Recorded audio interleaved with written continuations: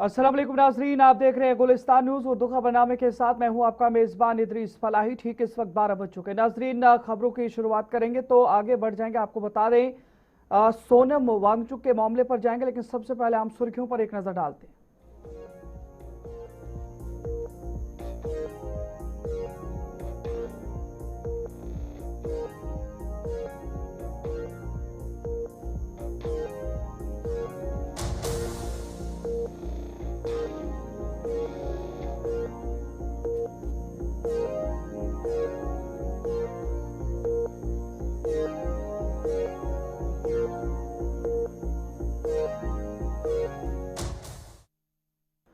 हम सुर्खियों के बाद खबरों की तफसील की ओर चलेंगे और सबसे पहले बात करेंगे सोनम वांगचुक के हवाले से, जो दिल्ली के अंदर भूख हड़ताल पर है। और इस हवाले से आपको बता दें, सोनम वांगचुक की भूख हड़ताल 18वें रोज में दाखिल हो चुकी है। दिल्ली हाईकोर्ट में तिब्बी इमदाद की दरख्वास्त की गई है। वांगचुक की बिगड़ती सेहत पर अदालत से मुदाखलत की अपील की गई है और तिब्बी माहिरीन ने सेहत के संगीन खतरात से खबरदार भी किया है। इस हवाले से आपको बता दें, मारूफ माहिर तालीम, तालीमी इस्लाहात के अलमबरदार और माहौलियाती कारकुन सोनम वांगचुक की गैर मुअय्यना मुद्दत की भूख हड़ताल 18वें दिन में दाखिल हो गई है, जिसके बाद उनकी सेहत के पेश नज़र दिल्ली हाई कोर्ट में फौरी तिब्बी इमदाद फराहम करने की दरख्वास्त दायर की गई है। दरख्वास्त में अदालत से अपील की गई है कि मुतल्लिका हुकाम को वांगचुक के लिए मुनासिब तिब्बी सहूलियात, बाकायदा तिब्बी मुआयना और सेहत की मुसलसल निगरानी यकीनी बनाने की हिदायत दी जाए।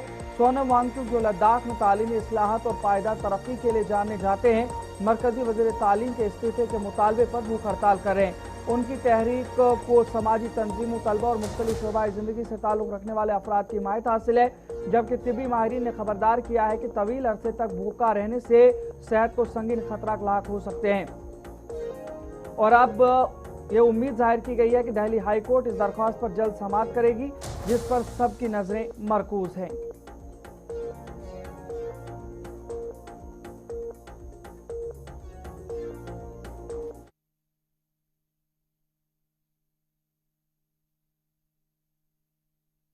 तो बात जरा इस हवाले से भी करेंगे, क्योंकि जिला पुंछ के हवाले से खबर आ रही है। जो आसाम राष्ट्र राइफल्स हैं, उनके यहाँ पे एक माइनिंग फटी है, जिसके नतीजे में नागालैंड में आईईडी धमाका हुआ है। जम्मू कश्मीर का एक जवान शहीद हुआ है, 4 जख्मी हुए। पुंछ के कल्लर मोड़ा गांव में गम की लहर दौड़ गई है। शहीद हवलदार मोहम्मद इकबाल को खिराज अकीदत पेश किया गया है जिला पुंछ के अंदर। और आपको बता दें, जहां पर ये पुंछ जिला पुंछ की तस्वीरें आपको दिखाने की कोशिश करेंगे, नागालैंड में आसाम राइफल्स के काफिले को निशाना बनाकर किए गए मुश्तबे आईईडी धमाके में जम्मू कश्मीर के जिला पुंछ के सरहदी इलाके कल्लर मोड़ा गांव के बहादुर सपूत हवलदार मोहम्मद इकबाल वतन की हिफाजत करते हुए जाम शहादत नोश कर गए। इतलात के मुताबिक धमाका उस वक्त हुआ जब आसाम राइफल्स का काफिला मामूल की ड्यूटी पर गामजन था। धमाके में हवलदार मोहम्मद इकबाल शदीद जख्मी हुए और जख्मों की ताब न लाते हुए शहीद हो गए हैं, जबकि 4 दीगर फौजी भी जख्मी हुए हैं, जिन्हें फौरी तौर पर इलाज के लिए अस्पताल मुंतकिल किया गया।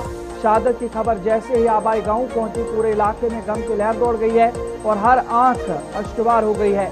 अहले खाना, अजीज अकारिब और मकामी लोगों ने शहीद को खिराज अकीदत पेश करते हुए उनकी कुर्बानी को कौम के लिए अजीम सरमाया करार दिया। शहीद हवलदार मोहम्मद इकबाल अपने पिछले वालिदैन, अहलिया, बच्चों और दीगर अहले खाना को सुगवार छोड़ गए। उनके साहिबजादे ने आज़म जाहिर किया है कि वो भी अपने वालिद के नक्शे कदम पर चलते हुए इंडियन आर्मी में शामिल होकर मुल्क की खिदमत करेंगे। मकामी लोगों ने हुकूमत से मुतालबा किया है कि शहीद के खानदान को हर मुमकिन इमदाद और सहूलियात फराहम की जाएं, ताकि उनकी कुर्बानी का मुनासिब एहतराम किया जा सके। सर, ये हमारा अजीज़ था, भांजा भी था, भाई भी था हमारा। तो वो कल कहीं का, अब पहले वो जीडी ड्यूटी करता था, अब वो थोड़े दिनों पहले ही उसने ना 2-3 साल से अब वो चला गया था एमटी में। अब वो ड्राइवर था, तो वहाँ कहीं गाड़ी लेके जा रहे थे, तो वहाँ कुछ माइन ब्लास्ट हुआ, तो उसमें उनकी गाड़ी जो थी वो उड़ गई। उसमें जो है उन्होंने अपनी जो है वो शहादत जो है वो प्राप्त की है। उसके लिए आप लोग भी यहाँ आए, हम आपके भी शुक्रगुजार हैं। उसको इधर आया 40-45 दिन हो गए उसको इधर आया, फिर इधर से वो छुट्टी पूरी हो गई, फिर वो चले गया। कोई 20-25 दिन के बाद उधर अपनी ड्यूटी पर जा रहा था, ड्यूटी अपनी में जा रहा था, गाड़ी के भी बैठा हुआ जा रहा था। आगे गाड़ी चलती चलती वो बम्प नीचे रखा था, वो फूट गया, गाड़ी में इसका एक्सीडेंट होकर मारे गया।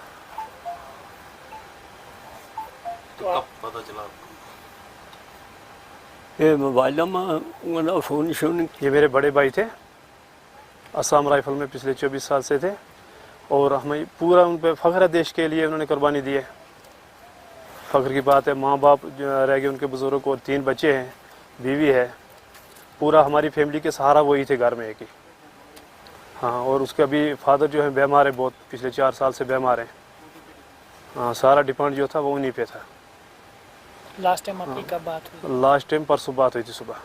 क्या बात? हाँ, बस मैं उनका सबसे बड़ा वाला बेटा हूँ। हम 3 भाई हैं, मैं सबसे बड़ा हूँ। हम फ़ख्र महसूस करते हैं और एक्चुअली हमने कल सुना था उनके बारे में।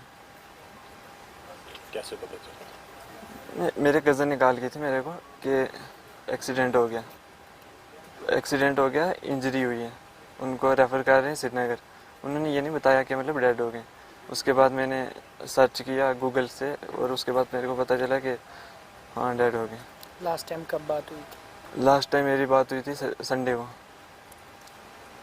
हाँ, उस दिन मेरा एग्ज़ाम था, उन्होंने पूछा मेरे से, बात की, ये वो, उधर मैं अकेला था, ये वो, मतलब सब कुछ पूछा वगैरह, बात की 10-15 मिनट। फादर ने देश के लिए शहादत दी है तो क्या कहेंगे? हम फ़ख्र महसूस करते हैं कि उन्होंने मतलब एक अच्छा काम किया देश के लिए, पीछे नहीं हटे, और हम भी यही चाहते हैं कि हम भी आगे जाके अच्छा एक सोल्जर बने। नसरीन, आगे बढ़ जाएंगे तो बात नेशनल कॉन्फ्रेंस के जंतर मंतर एहतजाज के हवाले से करेंगे। 19 जुलाई के हवाले से नेशनल कॉन्फ्रेंस की क़यादत ने तमाम एमएलएज एमपीज़ को ये हिदायत दी है कि वो जंतर मंतर की तरफ पहुंचें, क्योंकि 20 जुलाई को मुकर्रर किया गया है कि वो जंतर मंतर पर एहतजाज करेंगे। इस हवाले से काबीना वजीर सतीश शर्मा की जानिब से ये कहा गया कि अगर उन्हें इजाज़त भी नहीं मिली वहाँ एहतजाज करने की, उसके बावजूद उनका हक है, वो एहतजाज करेंगे। नहीं भी मिलेगी तब भी हम पहुंचेंगे, हमारा हक है, रियासत हमारा हक है। जम्मू के लोगों ने हज़ारों की तादाद में आके बता दिया कि हर रीजन, खासकर जम्मू सफ़र हुआ है, हर रीजन को हमसे छीना गया है ना कुछ। एहसान तो किसी ने नहीं करना, मिसफायर दिल्ली से हुआ है, वाई शुड बी सफ़र। हम परमिशन मिले ना मिले, हम हज़ारों की तादाद में वहाँ पहुँचेंगे और अपना जो जायज़ हक है जो हमसे छीना गया वो हम वापस नेशनल कॉन्फ्रेंस की तरफ से एक मीटिंग कल बुलाई गई है, जिसमें मतलब चाहे परमिशन मिले या ना मिले तो 19 तारीख को एमएलएज और एमपीज वहाँ पे पहुँचे। बिल्कुल पहुँच जाना। परमिशन, अपना देश है, हम इस देश का ताज हैं और हमारा हक बनता है रियासत का। ये पहला अपनी किस्म का एक मुझे लगता है एग्जाम्पल है। आपने इतनी डिमोशन कर दी, एक कंट्री से स्टेट से आपको यूटी कर दी, मुझे लग रहा है उनको वापस ले। नेशनल कॉन्फ्रेंस के सीनियर रहनुमा और जम्मू कश्मीर कानून साज असेंबली के स्पीकर अब्दुर्रहीम राथर ने पार्टी के सीनियर रहनुमा और साबिक काबीना वजीर डॉक्टर मुस्तफ़ा कमाल के रिहाइशगाह पहुंचकर उनके अहले खाना से ताज़ियत का इजहार किया। उन्होंने मरहूम के इंतकाल पर गहरे रंजो गम का इजहार करते हुए डॉक्टर मुस्तफ़ा कमाल को एक बाउसूल, मुदब्बिर और अवाम दोस्त रहनुमा करार दिया, जिन्होंने अपनी पूरी सियासी जिंदगी अवाम की खिदमत और जम्मू कश्मीर के मफादात के लिए वक़्फ़ रखी। अब्दुर्रहीम राथर ने मरहूम की मग़फ़िरत, दर्जात की बुलंदी और सोगवार खानदान के लिए सब्र जमील की दुआ की। डॉक्टर मुस्तफ़ा कमाल साहब एक पुरवकार सियासी शख्सियत के मालिक थे।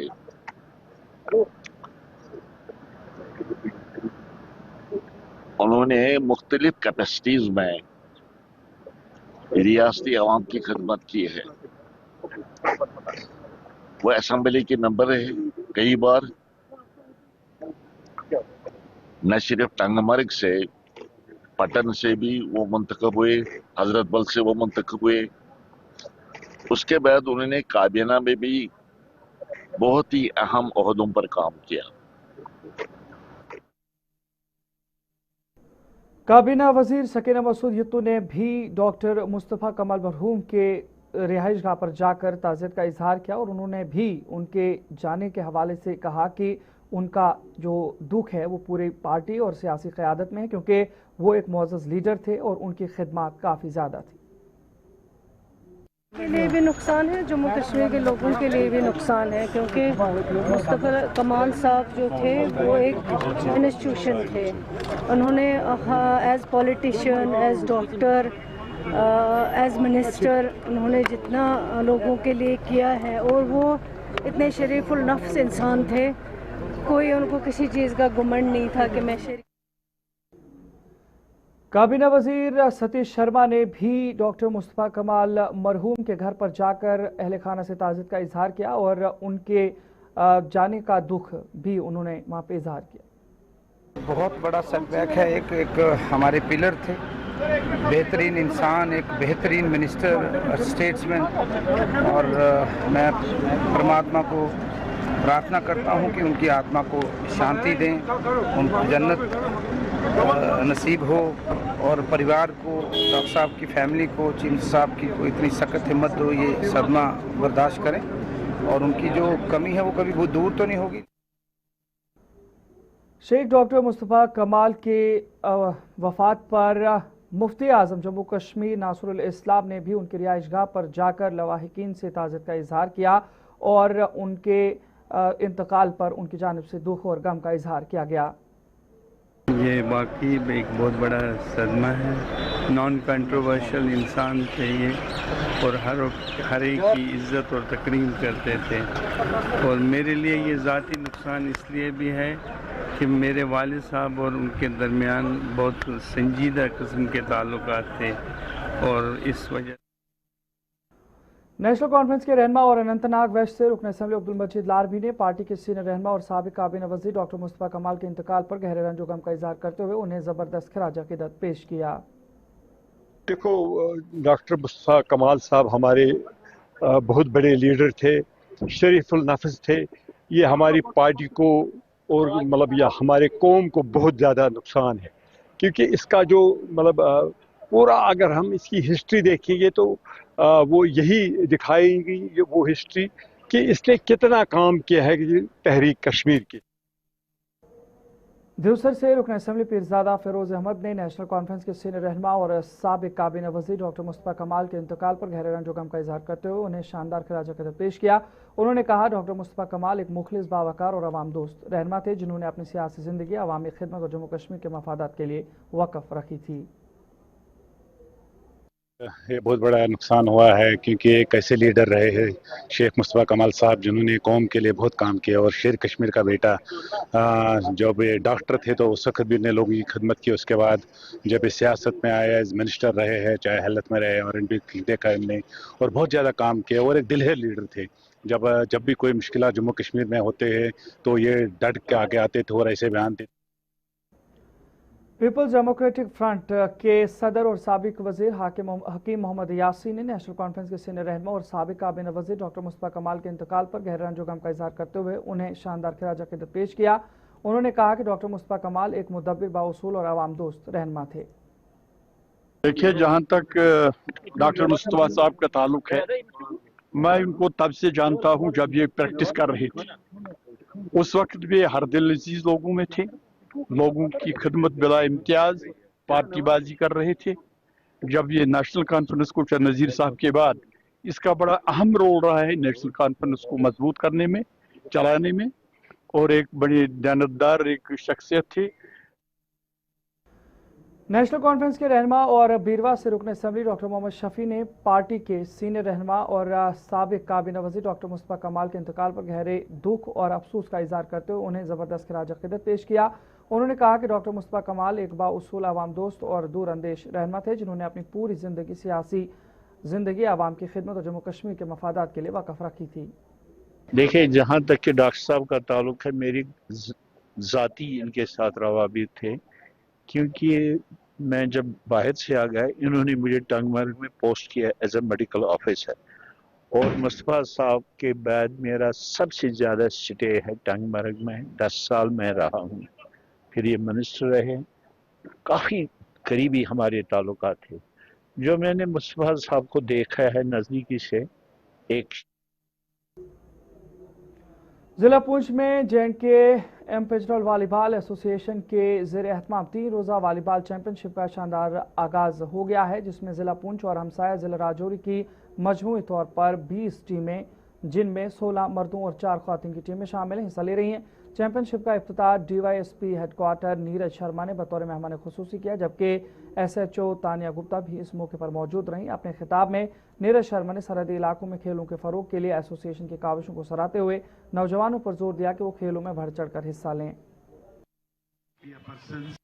शहीद मंजीत सिंह मेमोरियल जो क्लब ये डिस्ट्रिक्ट चैंपियनशिप वॉलीबॉल के करा रहा है, इसमें जैसे कि 16 टीमें पार्टिसिपेट कर रही हैं पूरे पुंछ डिस्ट्रिक्ट से, तो बहुत अच्छा लगता है कि हमारे नौजवान बच्चे आगे आ रहे हैं और पार्टिसिपेट कर रहे हैं और बड़े जोश के साथ खेल रहे हैं।